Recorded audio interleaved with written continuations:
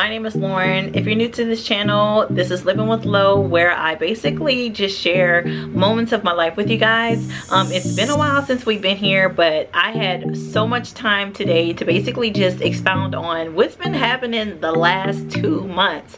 So if you haven't already, definitely make sure to go ahead and click the subscribe button and also click the bell notification so you are notified whenever we do put out new content. Y'all, it has been a roller coaster the last 2 months. First things first, how are y'all doing? I miss my internet fam. That's what I call you guys, my sisters from another miss or mister. So yeah, definitely drop in and let me know what's been going on with you guys. Are you just starting your TTC journey? Are you basically done with the TTC journey? Are you just now waiting for that baby to bake in the oven, or are you along with me in being on the postpartum journey? I know many of you are, so definitely drop in, let me know, mommies, how you're doing as well as your babes, because I miss all the updates. I definitely have been trying to get back to you guys, but it has been a mini struggle, but I'm here.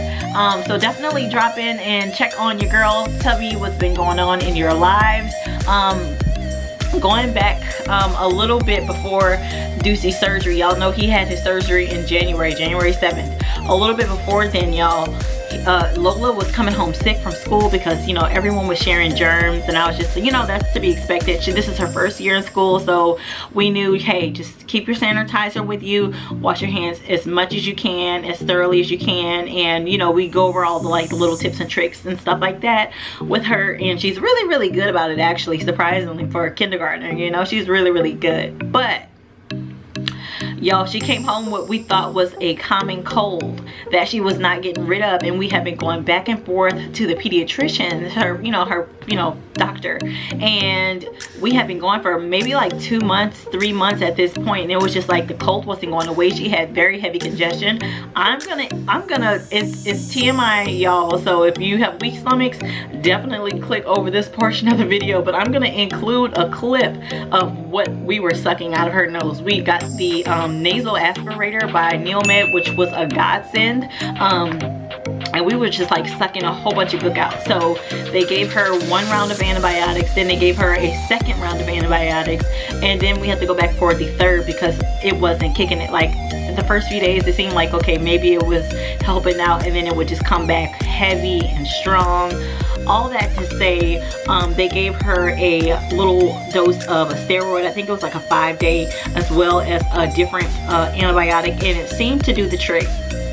But in all of that, they were like prescribing albuterol, which is the inhaler. It was a lot going on, so I was just like trying to get my head around that. Not to mention, we were all trying to prevent from getting sick, so we were boosting our vitamins. And needless to say, you know, when you come home sick and you have a house full of family, sometimes the germs kind of, you know, get to you, even if you're washing your hands, wearing gloves, wearing masks, stuff like that. So Deucey got sick, I got sick, and Jay also got sick. But y'all, we thought it was a common cold. Whenever I was bringing her back and forth to the pediatricians, I asked them specifically, you know, because it was this really, you know, high numbers of RSV cases. I specifically asked, because they did test her for COVID, which she did not have, thankfully, if they could test her for RSV, and they told me because she was 6 years old, she kind of like was out of the bracket in which they could test her, which was sucky, because what wound up happening was she passed over RSV and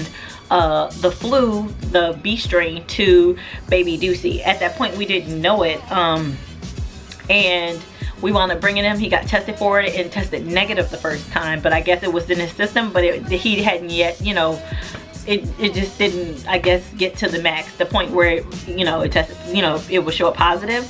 So we wanted to bring him back because obviously he wasn't doing well, he wasn't responding well, and there's not much that you can give a baby at that age with a cold. So we were, you know, doing the saline mist, we grabbed the humidifiers, we were you know, aspirating his nose and just trying to make him as comfortable, especially keeping him hydrated. You know, when some babies are sick, their appetite fluctuates, so we were definitely trying to make sure he was eating. He tested positive for both RSV and the flu B, and it was kind of scary for me because you know, you're seeing all of these cases on the news where the babies are being hospitalized, and you know, there are some very severe cases. In our case though, luckily, I am thanking the Lord for real.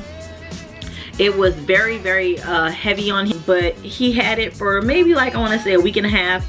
And after that point, it just kind of started to kind of dissipate, thankfully, because we were approaching the date where he had to go into his surgery. So getting into his circumcision, y'all, we didn't know on the 7th going in, because we met with the surgeon that was going to be doing the correction, and she basically said she wouldn't know what she was going to be doing, but she basically gave us 3 different scenarios, which he could possibly have a stent, it could be a full hypospadia, or it could just be a circumcision.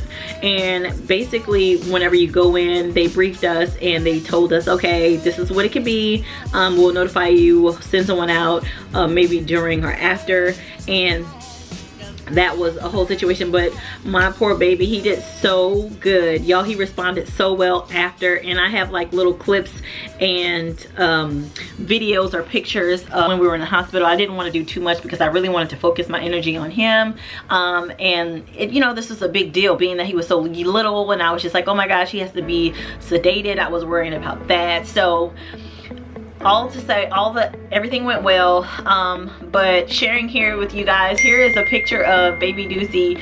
We brought him in and they basically asked us, okay, question number 1, do you think he will be calm going back with us? And I looked at them and I was just like, do you think he'll be calm? Like, no way, like there's no way. So they gave him something to keep him calm, and of course he was awake whenever they, you know, wheeled him back, but he looked so, not to say out of it, but he was definitely just in a trance where he was just like really like loose. And they said it would help him to not remember any of that, which, you know, we don't want him to be, you know, having traumatic episodes. So of course we were all for it, but like I said, he was super calm, and they go over all of the stuff that I can cover in another video if you're interested. But yeah, everything went well. He came home the same day, and all the fun began after that, because obviously he has these wrappings, and you don't want to make sure everything stays moisturized once the wrappings come off. It's like a whole situation.